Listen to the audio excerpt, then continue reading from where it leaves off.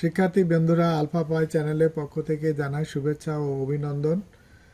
যদি আমার ভিডিওটি ভালো লাগে কমেন্ট বক্সে আপনাদের বিদ্যালয়ের নাম লিখে জানাই।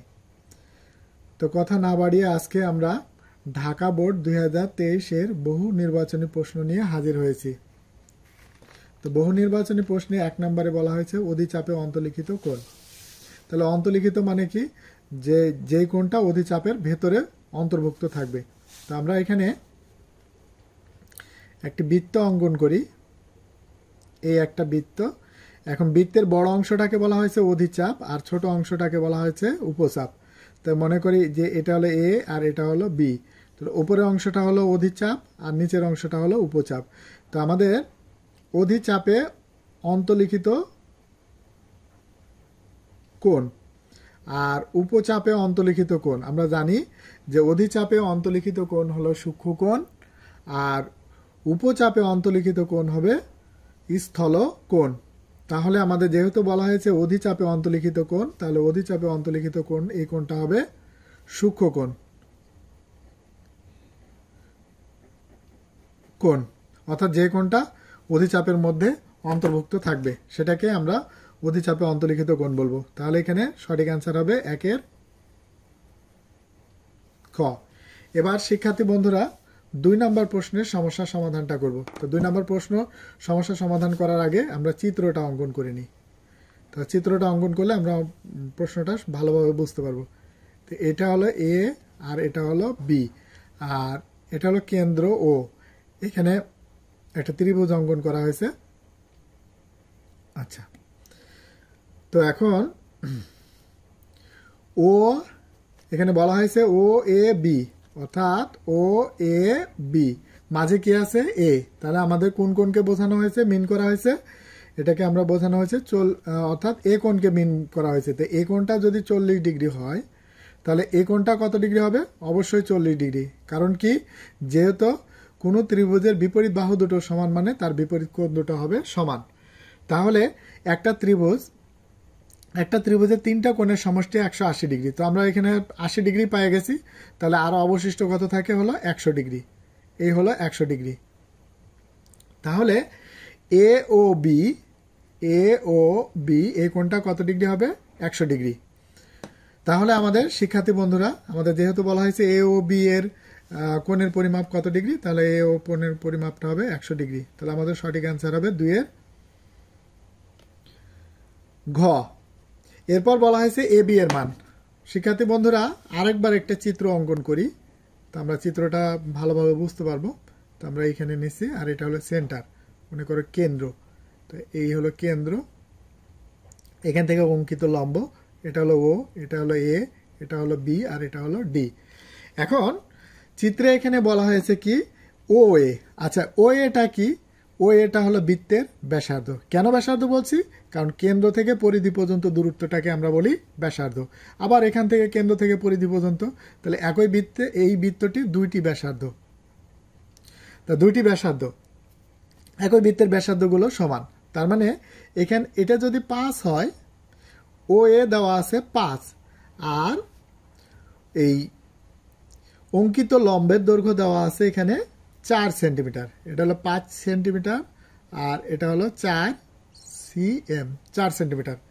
শিক্ষার্থী বন্ধুরা, তোমরা একটা কাজ করতে পারো, এই 3টা যদি আমরা মনে রাখি তাহলে আমাদের কিন্তু অধিকাংশ সমস্যা অর্থাৎ ত্রিকোণমিতি এবং বৃত্তের সমস্যার সমাধানগুলো হয়ে যাবে। অর্থাৎ পিথাগোরাসের যে উপপাদ্য যেটা, সেটা সমস্যার সমাধান হবে। যেমন হলো 3, 4, 5 এই 3টা বাহু দিয়ে একটা সমকোণী ত্রিভুজ অঙ্কন করা যায়।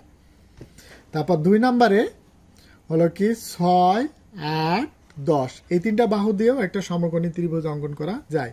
3 নম্বরে আমরা চলে আসি। 3 নম্বরে বলা হয়েছে কি 5, 12 আর হলো 13। তাহলে এটা দিয়েও একটা সমকোণী ত্রিভুজ অঙ্কন করা যায়। তা কিভাবে বুঝবো সমকোণী? 2টি বাহুর বর্গের সমষ্টি যদি 3য় বাহুর বর্গের সমান হয়। তো এখন আমাদের এখানে একটু লক্ষ্য রাখি, এখানে দেওয়া আছে কত 5 আর এ পাশে দেওয়া আছে 4। এই হলো 5 আর এই হলো 4, তাহলে এইটুকু বাহুর দৈর্ঘ্য কত হবে? অবশ্যই 3। আমরা জানি শিক্ষার্থী বন্ধুরা, জ্যায়ের ওপর অঙ্কিত লম্ব যদি কেন্দ্রগামী হয় অর্থাৎ কেন্দ্রের দিকে যায় তাহলে ওই জ্যাটাকে সমদ্বিখণ্ডিত করে। তো যেহেতু ডিটা হলো কি এবি জ্যায়ের মধ্যবিন্দু সমদ্বিখণ্ডিত করছে, সুতরাং এই বিডির দৈর্ঘ্য হবে 3। তাহলে এবি এর দৈর্ঘ্য সম্পূর্ণ দৈর্ঘ্যটা কি হবে? এই ক্ষুদ্র দুটি দৈর্ঘ্যের যোগফলের সমান হবে। তার মানে কত? 3 + 3, তাহলে কত হলো? 6। তাহলে শিক্ষার্থী বন্ধুরা 3-এর সঠিক অ্যান্সার হবে গ নাম্বার। তাহলে আমরা 3-এর সঠিক অ্যান্সার গ, 6 সেন্টিমিটার। এবার আমরা আরো একটি বৃত্ত আঁকি, যে বৃত্তটা এখানে বৃত্তের ভেতরে একটা অন্তর্লিখিত চতুর্ভুজ আছে। তো আমরা এখানে একটা আঁকি, যে এইভাবে একটু আঁকার চেষ্টা করি।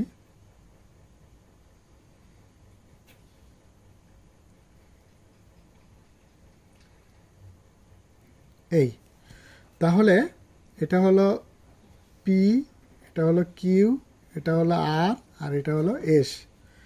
আর এই কোণটা দেওয়া আছে কত ডিগ্রি? 70 ডিগ্রি। তো আমরা জানি বৃত্তের বহিস্থ কোণ বিপরীত অন্তস্থ কোণের সমান। তার মানে এই কোণটা যদি 70 ডিগ্রি হয় তাহলে এই কোণটা হবে 70 ডিগ্রি।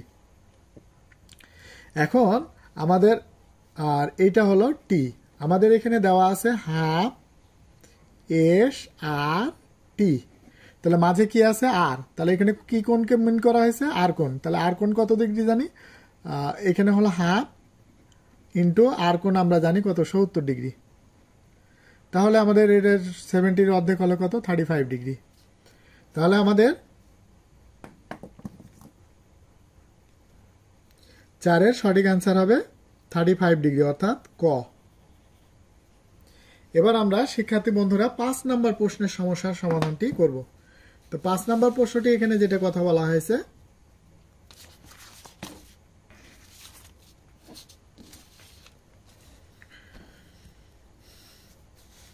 পাঁচ নম্বরে হলো কি সাইন 60 ডিগ্রি মাইনাস থিটা সমান হাফ। সাইন কত ডিগ্রি মান? হাফ। তো আমরা জানি যে সাইন 30 ডিগ্রি মান হলো হাফ। তাহলে এখানে লিখবো সাইন 60 ডিগ্রি মাইনাস থিটা সমান সাইন 30 ডিগ্রি। উভয় পক্ষে সাইন সাইন উঠাই দিই, তাহলে আমাদের কত থাকবে? 60 ডিগ্রি মাইনাস থিটা সমান 30 ডিগ্রি। এখন থিটাটা ওই পাশে নিয়ে যাই, তাহলে প্লাস হয়ে যাবে, আর এটারই এই পাশে নিয়ে আসি, তাহলে 60 ডিগ্রি। আমরা পক্ষান্তরের নিয়ম জানি যে স্থান পরিবর্তন করলে সাইন পরিবর্তন হয়। তাহলে এটা প্লাস আছে, এ পাশে নিয়ে আসলে মাইনাস 30 ডিগ্রি, আর মাইনাসটা ওই পাশে গেলে প্লাস থিটা। তাহলে এখান থেকে এটা বাদ দিলে কত থাকবে? 30 ডিগ্রি থিটা। সুতরাং থিটা সমান 30 ডিগ্রি। তাহলে 5-এর এখানে আরেকটা ট্যান থিটার মান নির্ণয় করতে বলা হয়েছে। তাহলে আমরা লিখি ট্যান থিটা। তাহলে ট্যান থিটার মান আমরা কত জানি? 30 ডিগ্রি। তাহলে এই থিটার পরিবর্তে লিখব 30 ডিগ্রি। তো ট্যান 30 ডিগ্রি কত? 1/√3। তাহলে আমাদের সঠিক অ্যান্সার হবে 1/√3, অর্থাৎ 5-এর ক। এরপরে আমরা শিক্ষার্থী বন্ধু 6 নম্বর প্রশ্নে চলে যাই। 6 নম্বর প্রশ্নে একটা সমকোণী ত্রিভুজ দেওয়া আছে, আর দুটি বাহুর দৈর্ঘ্য দেওয়া আছে, আর তৃতীয় বাহুর দৈর্ঘ্য আমাদের দেওয়া নাই। তো দুইটা বাহুর দৈর্ঘ্য দেওয়া থাকলে আমরা তৃতীয় বাহুর দৈর্ঘ্য পিথাগোরাসের উপপাদ্যের সাহায্যে বের করে নিতে পারি। নিশ্চয়ই তোমাদের মনে আছে যে পিথাগোরাসের উপপাদ্যটা কি? অতিভুজ স্কয়ার সমান লম্ব স্কয়ার প্লাস ভূমি স্কয়ার, অর্থাৎ সমকোণ সংলগ্ন দুইটি বাহুর বর্গের সমষ্টি, অর্থাৎ এই বাহু আর এই বাহুর দুইটা বর্গের সমষ্টি।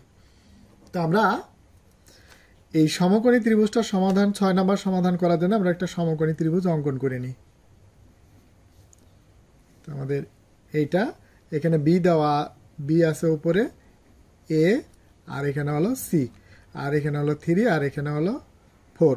কিছুক্ষণ আগে কিন্তু বন্ধুরা তোমাদেরকে আমরা জানানো হয়েছে যে 3, 4, 5 আবার 6, 8, 10 এগুলো একটু মনে রাখলে আমাদের খুব দ্রুত আমরা অতিভুজ বা লম্ব সংলগ্ন বাহুগুলো আমরা বের করতে পারি।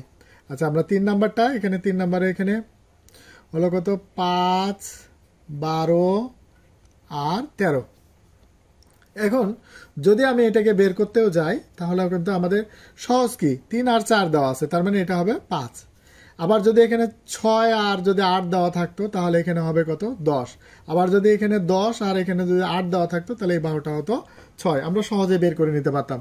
আর যদি আমরা জানি যে এই যে রুট ওভার দুটি বাহুর অর্থাৎ সমকোণ সংলগ্ন দুটি বাহুর বর্গের সমষ্টি, অর্থাৎ 3/4 মানে 9 আর 4/4 মানে 4 4 16। তাহলে এখন 25, 25 বর্গমূল কত 5। তাহলে আমাদের বেশি বের হলো 5।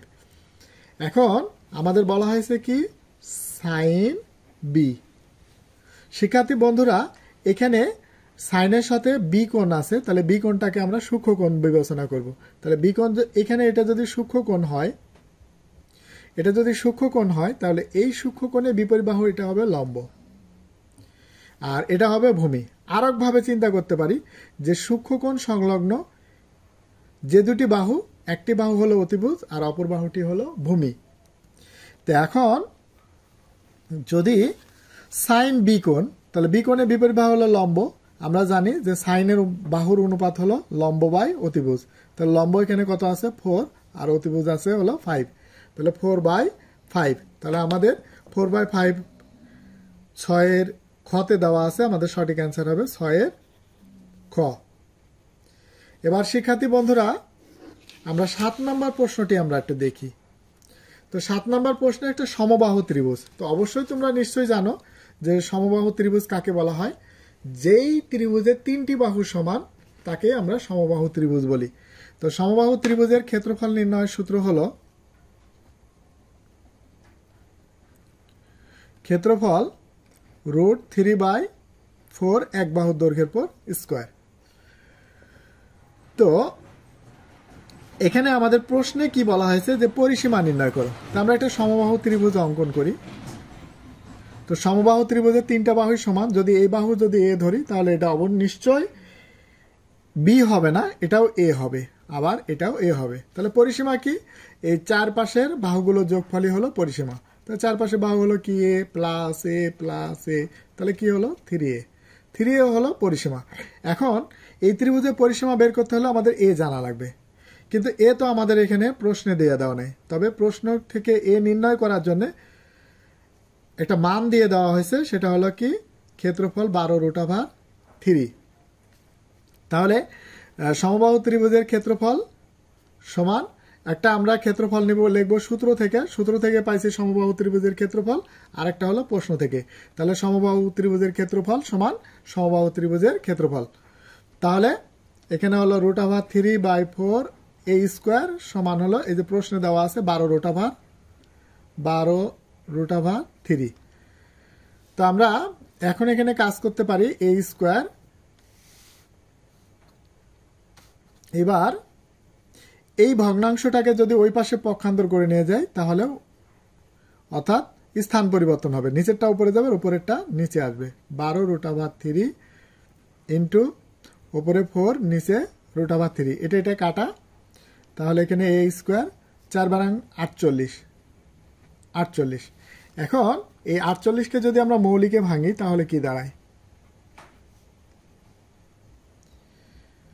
24 দুগুণে 48, তারপর 2, তো 12 দুগুণে 24, আবার 2, 6, তারপর 2, 3। তাহলে আমরা জোড়া জোড়া করে লিখবো। কেন জোড়া জোড়া করে লিখলে একটা সুবিধা কি, রুট আর স্কোয়ারে কেটে যায়। তাহলে রুট আর স্কোয়ারে কাটা হলো থাকে কত 2। তো আমরা এইভাবে জোড়া জোড়া করে লিখি, তাহলে আমাদের সুবিধা হবে। a স্কোয়ার সমান, আচ্ছা স্কোয়ারটা ওই পাশে গেলে রুট হবে, আর এইখানে এই জোড়া একটা আর এই জোড়া একটা, 2 এর উপর স্কোয়ার ইন্টু এ হলো 3।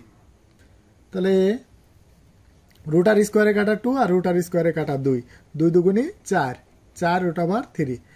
তাহলে যদি আমরা একটা সমবাহু ত্রিভুজের একটা বাহুর দৈর্ঘ্য পাই তাহলে আমরা পরিসীমা আমরা কি জানি 3a, তাহলে এই হলো 3 আর এ আমরা কত জানি 4√3, এ পরিবর্তন করে আমরা লিখবো কি 4√3, আর যেহেতু মাঝে কোনো কিছু নাই মানে ইন্টু আছে আমরা ধরে নিব 3 4 12√3।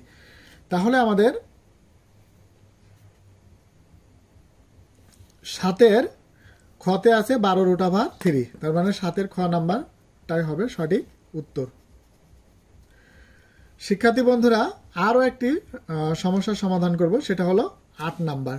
তো 8 নাম্বার প্রশ্নে বলা হয়েছে একটি ত্রিভুজের দুইটি বাহুর দৈর্ঘ্য যথাক্রমে 12 সেন্টিমিটার, 10 সেন্টিমিটার, 12 সেন্টিমিটার, এদের অন্তর্গত কোণ দেওয়া আছে। তাহলে তোমাদের নিশ্চয়ই মনে আছে যে একটা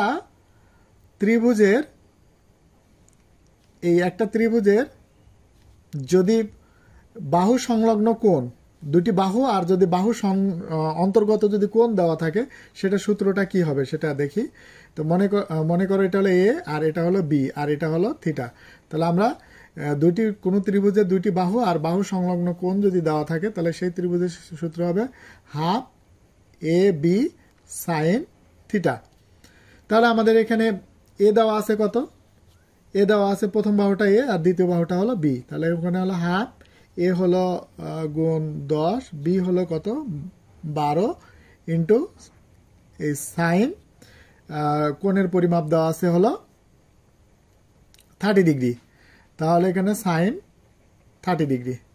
তাহলে কি দাঁড়ালো এই half into 10 into 12 into sign 30 degree হলো হাফ। তো এখানে 6 দুগুণে 12 আর এখানে 5 দুগুণে 10 লঘিষ্ঠ আকারে, অর্থাৎ 2 দিয়ে 10 এর ভাগ করলাম আর এই 2 দিয়ে 12 এর ভাগ করলাম। তাহলে 5 আর 6 মাল্টিপ্লাই করলে কত হবে 5 6 30।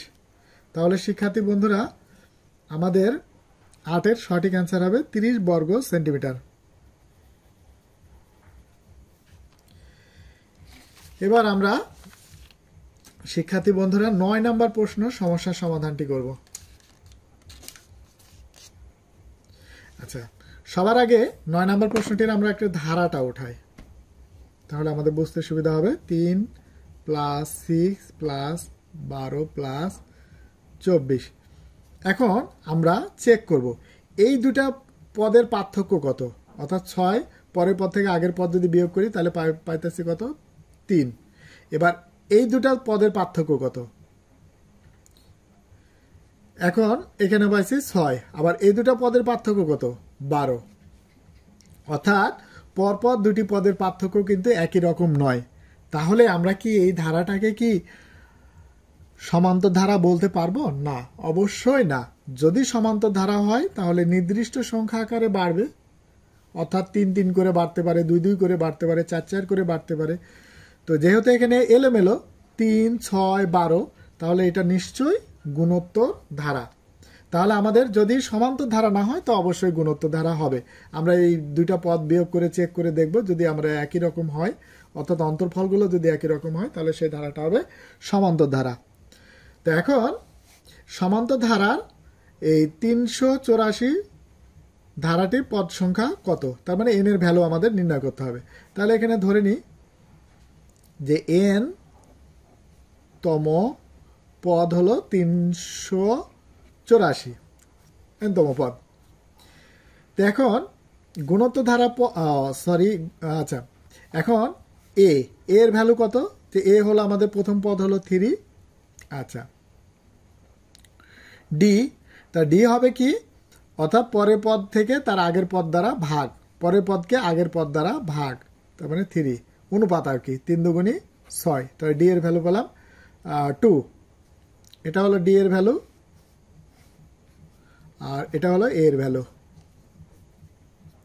তাহলে ধারার গুণোত্তর ধারা পদ নির্ণয়ের সূত্র এ আর এন মাইনাস 1। আচ্ছা, 384 এর ভ্যালু আমরা কত জানি 3 ইন্টু আর এর ভ্যালু কত জানি আমরা 2 বের করছি 2 আর এন মাইনাস 1 ইজিক্যাল টু 384। এবার 3 গুণে আছে, ওই পাশে গেলে ভাগে যাবে, তাই 2 to the power N minus 1। এখন এই 3 দিয়ে যদি আমরা 384 ভাগ করি তাহলে কি দাঁড়াবে 384 ভাগ 3 128। তো 128কে আমরা মৌলিকে ভাঙবো 128। তো মৌলিকে ভাঙা মানে কি 2 দিয়ে ট্রাই করবো, 2 দিয়ে না হলে 3 দিয়ে ভাগ করবো, নাহলে 5 দিয়ে, এইভাবে আমরা মৌলিক সংখ্যাগুলো দিয়ে ভাগ করার চেষ্টা করব। তো 6 দুগুণে 12, 4 দুগুণে 8, আবার 2 দিয়া 32 দুগুণে 64, আবার 2 16 দুগুণে 32, আবার 2 8, তারপর হলো 2 4। তা 2 আছে কয়বার? 1 2 3 4 5 6 7, তাহলে 2 এর পাওয়ার হবে কত? 7। টু দি পাওয়ার n-1 সমান 2 এর পাওয়ার হলো 7। এখন ভিত্তি ভিত্তি মিলে গেছে, তাহলে উভয় পক্ষ থেকে ভিত্তি ভিত্তি বাদ, n-1 সমান 7। তাহলে n মুক্ত করতে হলে মাইনাস আছে ওই পাশে গেলে প্লাস, -1 এর সাথে 7 যোগ করলে কত হবে? 7 এর সাথে মাইনাস এই +1 যোগ করলে কত হবে? 8। তাহলে এখানে ধারার 8তম পদই হলো 384। তাহলে আমাদের সঠিক আনসার হবে 9 এর খ। এরপর শিক্ষার্থী বন্ধুরা আরো একটি ধারা আমরা এখানে দেখতেছি।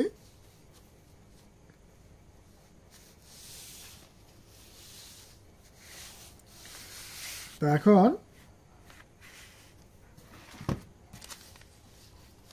এই ধারাটার কি বলা হয়েছে সেটা আমরা একটু লক্ষ্য রাখি। -3 -6 -9 -12। তাহলে আমরা ধারাটা উঠাই, তাহলে আমরা অঙ্কটা বোঝাতে সুবিধা হবে। তো -3 -6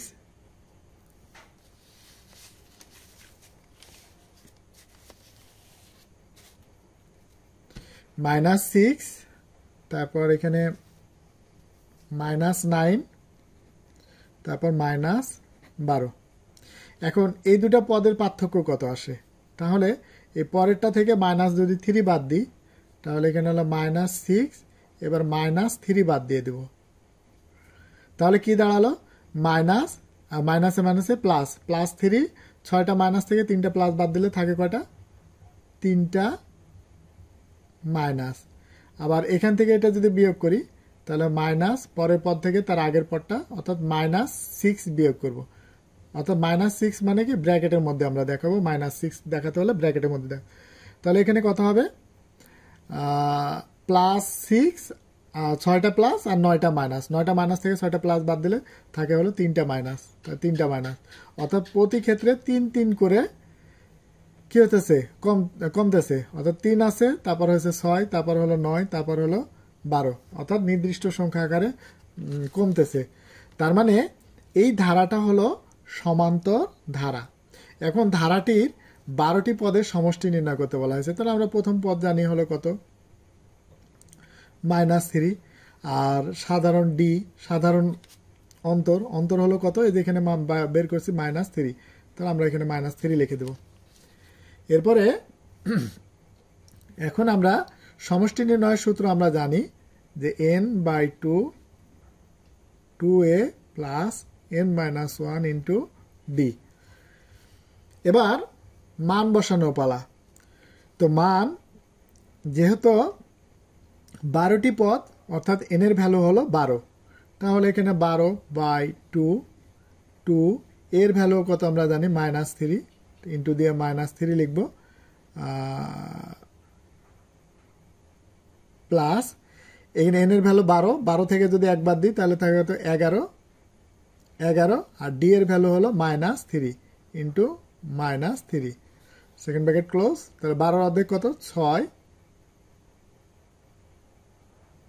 ইন্টু 3 দুগুণী 6, -6 আর প্লাসে মাইনাসে মাইনাস। শিক্ষার্থী বন্ধুরা তোমরা হয়তো জানো, তারপর আমি একটু বলে নিই যে একই রকম সাইনের গুণফল হবে প্লাস।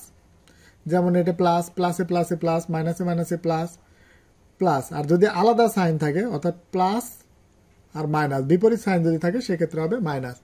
তো আমাদের এটা প্লাস আর এটা হলো মাইনাস, তাহলে কি প্লাস মাইনাসে মাইনাস কত হবে? 3 11 33। তাহলে কি দাঁড়ালো? এখানে 6 গুণ, এখন হলো কি 6টা মাইনাস আর 33টা মাইনাস, তাহলে মোট মাইনাস হলো কত? 39টা, -39। এখন ক্যালকুলেটর দিয়ে যদি আমরা এটাকে গুণ করি 39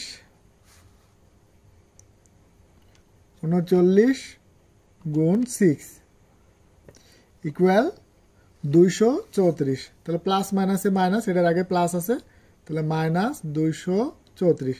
তাহলে আমরা চলো দেখি শিক্ষার্থী বন্ধুরা যে মাইনাস 234 কোথায় আছে। মাইনাস 234 একের 10-এর কতে আছে। তাহলে আমাদের সঠিক অ্যান্সার হবে 10-এর ক। এবার আমরা আরো একটি প্রশ্নের সমস্যার সমাধান করব।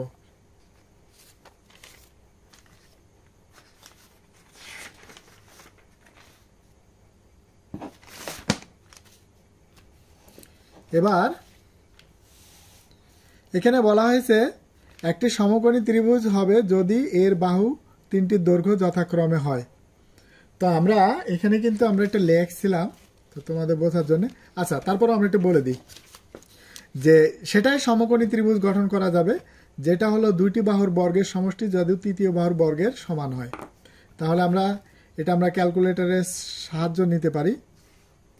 তাহলে আমরা দেখি 8-এর উপর স্কোয়ার যোগ 15-এর উপর স্কোয়ার স্কোয়ার ইকুয়াল টু কত পাওয়া গেছে 289। এবার 18-এর উপর স্কোয়ার 289 পাওয়া যায় কিনা 234। তাহলে এটা দিয়েও সমকোণী ত্রিভুজ গঠন করা যাবে না। এবার খতে আমরা চেক করি 9 স্কোয়ার প্লাস 12 স্কোয়ার এখানে কত পাওয়া গেল 225। এবার 17-এর উপর স্কোয়ার দিয়ে দেখি 225 হয় কিনা, না 225 হয় নাই। এবার আমরা গ নাম্বার প্রশ্নটা দেখি 8-এর উপর স্কোয়ার প্লাস 12-এর উপরে স্কোয়ার ইকুয়াল কত হয়েছে 208।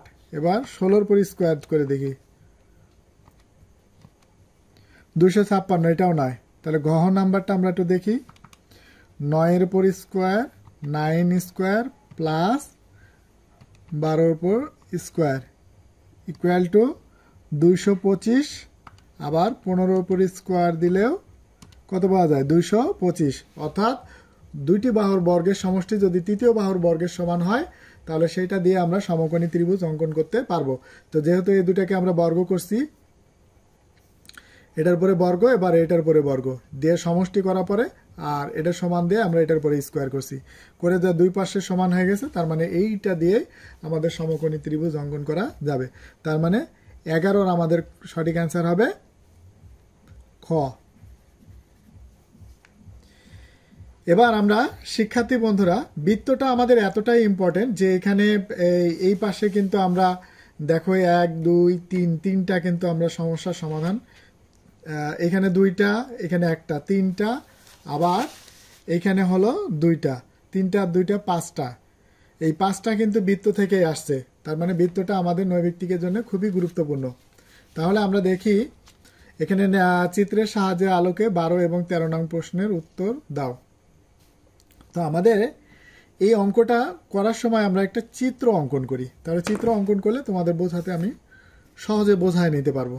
তার মানে এই একটা হলো বৃত্ত, তো বৃত্তের এখানে অন্তর্লিখিত একটা চতুর্ভুজ অঙ্কন করা হয়েছে, এই এই তারপর এই, আর এখানে হলো সেন্টার।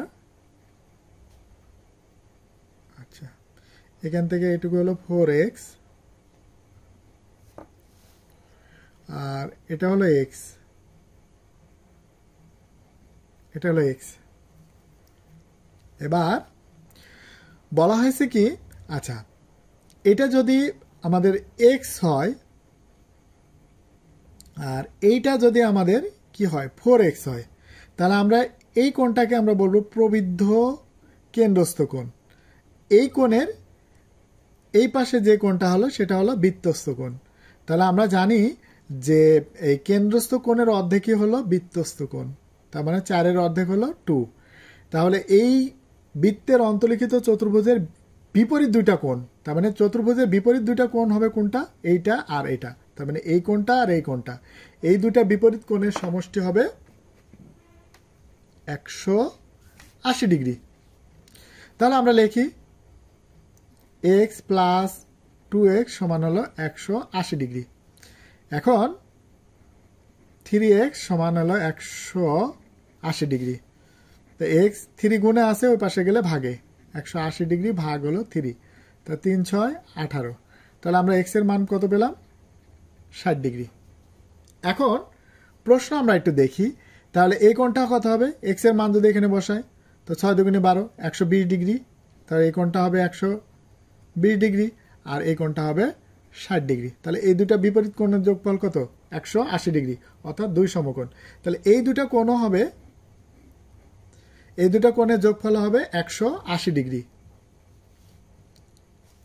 এখন আমরা যদি এটার সমস্যার সমাধানটা করতে চাই, তাহলে আমরা একটু দেখি।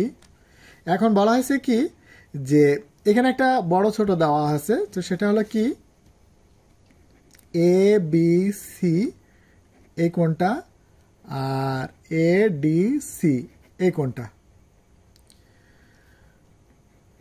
এবার এখন আমরা একটু দেখি, বলা হয়েছে বি কোণটা, এটা মাঝে কি আছে? এ আর সি এর মাঝে কি আছে? বি। তো বিটা, বি কোণকে বোঝানো হয়েছে। তো বি কোণ কোনটা? এই যে এটা।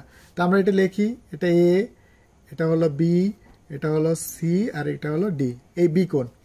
এখন এই বি কোণটা বড় কার চেয়ে? এই পাশে ডি কোণের চেয়ে। এখন যদি আমরা একটু হিসাব করি, হলে এবিসি বিয়োগ হলো এডিসি, অর্থাৎ এই দুটার অন্তর কি কোণ হবে? সূক্ষ্মকোণ, সমকোণ, পূরক কোণ বা সম্পূরক কোণ। তাহলে আমরা একটু দেখি, যেহেতু আমরা এই কোণটাকে বড় রাখতে হবে, তাহলে 180 ডিগ্রি। তো আমরা যদি এখানে এই বি কোণটাকে যদি আমরা 110 ডিগ্রি ধরি, তাহলে ডি কোণ হবে কত? 70 ডিগ্রি। তাহলে আমাদের শর্ত অনুযায়ী কি বলা হয়েছে? ডি কোণের চেয়ে আমাদের বি কোণটা হবে বড়। তাহলে বি কোণটা বড়, ডি কোণটা হলো ছোট। এখন যদি আমরা এই দুটো কোণের পার্থক্য নির্ণয় করি, 110 ডিগ্রি থেকে যদি 70 ডিগ্রি বাদ দিই, তার থাকে কত? 40 ডিগ্রি। আবার যদি আমি একটু মনে করি যে কাছাকাছি নেই 90, তো 90 যদি হয়, এখন যদি এইটারে যদি আমরা 90 হয়, তাহলে এটা 90, তো এটা যদি 100 হয়, তাহলে এটা হবে 80। তার মানে দেখা গেল যে 10 ডিগ্রি। অর্থাৎ আমরা জানি যে 90 ডিগ্রির চেয়ে ছোট কোণটাকে আমরা বলবো সূক্ষ্মকোণ। তাহলে আমাদের এখানে, যেহেতু আমাদের এখানে সূক্ষ্মকোণ কতে দেওয়া আছে, তাহলে 12 সঠিক অ্যান্সার হবে ক। এবার শিক্ষার্থী বন্ধুরা, 13 নম্বর প্রশ্নে যেটা বলা হয়েছে, এক্স এর মান নির্ণয় করো। তা আমরা এটা অলরেডি কিন্তু এক্স এর মান আমরা এখানে বের করছি, তোমরা দেখছো যে এইভাবে আমরা এক্স এর মানটা বের করে নিতে পারি। তাহলে এক্স এর মান এখানে কত ডিগ্রি হবে? 60 ডিগ্রি। তাহলে এক্স 60 ডিগ্রি কততে আছে? গ। তাহলে আমাদের 13 গ হবে সঠিক অ্যান্সার। এবার শিক্ষার্থী বন্ধুরা, আমরা 14 নম্বর প্রশ্নে চলে আসি। তো 14 নম্বর প্রশ্নে এইটাকে বলা হয় বহিঃস্পর্শক, অর্থাৎ দুইটা বৃত্ত যদি বাইরের দিক থেকে টাচ করে, তাহলে এই বরাবর একটা সাধারণ স্পর্শক থাকবে। আর এটা হলো কেন্দ্র। এই কেন্দ্রদ্বয়ের দূরত্ব নির্ণয় করতে বলা হয়েছে আমাদের প্রশ্নে। প্রশ্নটা আরেকবার একটু পড়ে দেখি। 4 সেন্টিমিটার ব্যাসার্ধ বিশিষ্ট এবং 6 সেন্টিমিটার ব্যাস বিশিষ্ট দুটি বৃত্ত পরস্পরকে অন্তঃস্পর্শ করলে এদের কেন্দ্রদ্বয়ের মধ্যবর্তী দূরত্ব কত? লোক, তাহলে কেন্দ্রদ্বয়ের মধ্যবর্তী দূরত্ব নির্ণয় করতে বলা হয়েছে। তাহলে আমরা যেটা জানি, যে আমরা উপপাদ্য থেকে আমরা যেটা জানি, যে বৃত্তদ্বয় পরস্পরকে বহিঃস্পর্শ করলে ব্যাসার্ধদ্বয়ের কেন্দ্রদ্বয়ের মধ্যবর্তী দূরত্ব ব্যাসার্ধদ্বয়ের যোগফলের সমান হবে। আর যদি অন্তঃস্পর্শ করে, অর্থাৎ একটা বৃত্তের ভেতরে যদি আরেকটা বৃত্ত অঙ্কন করা হয়, আর এটার একটা সাধারণ স্পর্শক যদি আঁকা হয়, তাহলে কি হবে? এইটা একটা, এটা আর এটা একটা, তার মানে এরকমই আসি। তাহলে কেন্দ্রদ্বয়ের দূরত্ব হবে কি? স্পর্শক দ্বয়ের, অর্থাৎ ব্যাসার্ধদ্বয়ের অন্তর্ফল, অর্থাৎ বিয়োগফল। তাহলে এখানে বলা হয়েছে 4 সেন্টিমিটার ব্যাসার্ধ, তো এটা একটা ব্যাসার্ধ দেওয়া আছে, আর এখানে হলো কি 6 সেন্টিমিটার ব্যাস। তাহলে 6 সেন্টিমিটার ব্যাসকে আমরা ব্যাসার্ধ রূপান্তর করতে হবে। তো আমরা জানি যে ব্যাসের অর্ধেকই হলো ব্যাসার্ধ। তাহলে ব্যাস হলো 6, 6 এর অর্ধেক হলো কত? 3। এবার যেহেতু অন্ত স্পর্শ করছে তাহলে ব্যাসার্ধ দ্বয়ের বিয়োগফল, তার মানে বড়টা আগে লিখবো 4 আর ছোটটা পরে লিখবো। ছোটটা হলো 3, তাহলে কত হলো 1। তাহলে আমাদের যদি অন্তর স্পর্শ করে, শিক্ষার্থী বন্ধুরা 14 নম্বর প্রশ্নটাও ইম্পর্টেন্ট, অনেক পরীক্ষাগুলোতে আমাদের থাকে, কিন্তু প্রশ্ন এটাই থাকে তোমাদের সামনে একটু ঘুরায় ঘুরায় থাকে। তো এই জন্যে আমরা হয়তো বা এখানে 6-এর জায়গায় 4 দেওয়া থাকতে পারে, 4-এর জায়গায় 3 দেওয়া থাকতে পারে, এটুকুই পার্থক্য। তাহলে এই হলো 14 ঘ নাম্বার। এবার 15 নাম্বার বলা হয়েছে বৃত্তের অন্তলিখিত সামন্তরিক একটি কি? তো বৃত্তের অন্তলিখিত সামন্তরিক একটি আয়ত, এটা আমরা জানি। এবার 16 নম্বর প্রশ্নের সমস্যার সমাধান করি। 16 নম্বর বর্গের পরিসীমা হলো 36 মিটার হলে এর কর্ণের দৈর্ঘ্য নির্ণয় করে। তো বর্গের কর্ণের দৈর্ঘ্য আমরা কি জানি যে √2a। এ মানে কি? একটা বর্গের বাহুর দৈর্ঘ্য, কিন্তু বাহুর দৈর্ঘ্য তো আমরা জানি না, এখানে বাহুর দৈর্ঘ্য দেওয়া নাই, কিন্তু বর্গের পরিসীমা দেওয়া আছে। তা আমরা বর্গের পরিসীমা বলতে আমরা কি বোঝাই, যে বর্গ, এ একটা বর্গ, এ একটা বর্গ, তো বর্গের 4টা বাহু সমান, সরি এটা একটু আঁকা হয় নাই, তো এই বর্গের 4টা বাহুর দৈর্ঘ্য হলো সমান, এই 4 বাহুর যোগফলই হলো বর্গের পরিসীমা। তাহলে কত হলো? 4টা বাহু এ যোগে যোগে যোগে, তাহলে কোনো 4টা এ, তার মানে 4টা এ, এই হলো বর্গের পরিসীমা। এখন আমরা একটা পরিসীমা পাইছি সূত্র থেকে, আর একটা প্রশ্ন থেকে, পরিসীমা প্রশ্ন থেকে, তাহলে এই পরিসীমা সমান পরিসীমা। তাহলে আমাদের শর্ত তৈরি হয়ে যাবে সমীকরণ গঠন করলে অজানা রাশি, যেহেতু আমরা জানি না অজানা রাশি, তো আমরা এই অজানা রাশির মানটা বের করে নিতে পারবো। 4a সমান 36, তাহলে 4 গুণে আছে, ভাগে যাব, তাহলে 36কে 4 দ্বারা ভাগ করলে 4 নং 36। তাহলে আমাদের হলো এই এর মানটা যদি আমরা এখানে বসায় দিই,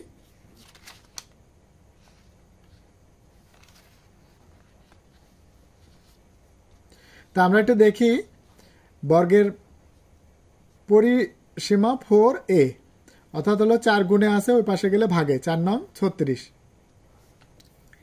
এবার আমরা এখানে যে কাজটা করব, 4 নং 36, এখানে হলো কর্ণের দৈর্ঘ্য হলো কি, বর্গের কর্ণের দৈর্ঘ্য হলো √2a, তাহলে হলো √2 এর মান আমরা কিন্তু জানি, এর মান কত জানি 9, তাহলে গুণ করলে 9√2। তার মধ্যে দেখি 9√2 কার মধ্যে দেওয়া আছে, 9√2 দেওয়া আছে গ এর মধ্যে, তাহলে 16-র কারেক্ট অ্যান্সার হবে গ।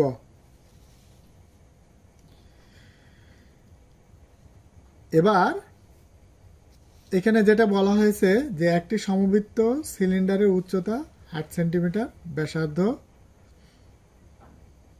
5 সেন্টিমিটার, একটি ঘনের কর্ণের দৈর্ঘ্য r√3 হলে এর সম্পূর্ণ পৃষ্ঠের ক্ষেত্রফল নির্ণয় করুন। তো ঘন বলতে গেলে কি, ঘনের 6টি বর্গাকার পৃষ্ঠ থাকে, তাহলে ঘনের ক্ষেত্রফল কি হবে 6a²। এখন আমাদের ক্ষেত্রফল নির্ণয় করার জন্য আমাদের কি জানা লাগবে, যে এর ভ্যালু জানা লাগবে।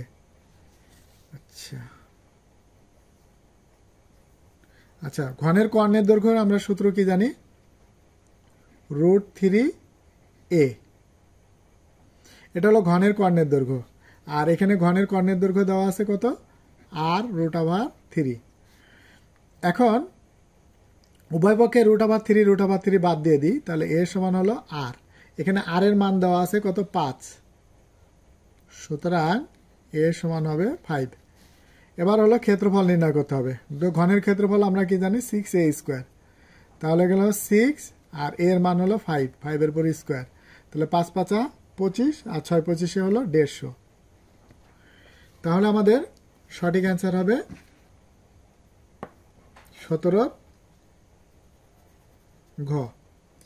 এবার শিক্ষার্থী বন্ধুরা 18 নম্বর প্রশ্নটির সমস্যার সমাধানটা করব। তো 18 নম্বর সিলিন্ডারের বক্রতলের ক্ষেত্রফল নির্ণয় করতে বলা হয়েছে। তো আমরা এই হলো সিলিন্ডার, তো আমরা যদি সিলিন্ডার অঙ্কন করি, বা যেটা পাইপ বলা হয়, তো সিলিন্ডারের বক্রতলের ক্ষেত্রফল, তো বক্রতলের ক্ষেত্রফলের সূত্র কি জানি, বৃত্তের পরিধি ইন্টু উচ্চতা, এই। তাহলে এখানে হলো কি 2, আচ্ছা পায়ের মান হলো 3.1416, আর আর এর মান আমরা জানি হলো 5, এইচ এর মান কত দেওয়া আছে, উচ্চতা 8 সেন্টিমিটার, তার মানে 8। এটা ক্যালকুলেটর করে দেখি কি অবস্থা আমাদের হয়। তো এখানে 2 গুণ 3.1416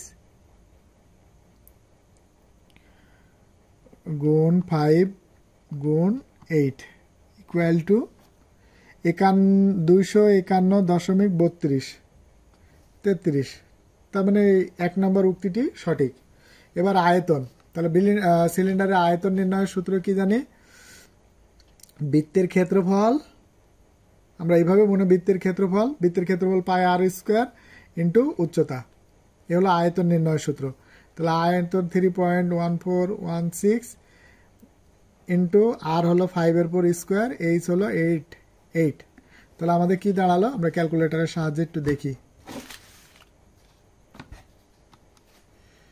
তাহলে এখানে 3.1416 গুণ 5 5 25, একবারে 25 লিখে দিই, গুণ 8 ইকুয়াল টু 628.32, তার মানে 2 নাম্বার তথ্যটাও উক্তিটাও আমাদের সঠিক। এবার ভূমির ক্ষেত্রফল, ভূমি কোনটা, এই যে এইটাকে আমরা বলছি ভূমি, এই ভূমির ক্ষেত্রফল নির্ণয়। তো ভূমিটা কি, বৃত্ত, তো বৃত্তের ক্ষেত্রফল কি জানি, পাই আর স্কোয়ার। তো পাই 3.1416, আর আর হলো আমাদের এখানে প্রশ্নে লেখাই আছে, উল্লেখ করা আছে 5, তো এখানে হলো 5 আর পাওয়ারের পাওয়ার। এখন আমরা ক্যালকুলেটর দিয়ে দেখি। 3.1416 গুণ 25,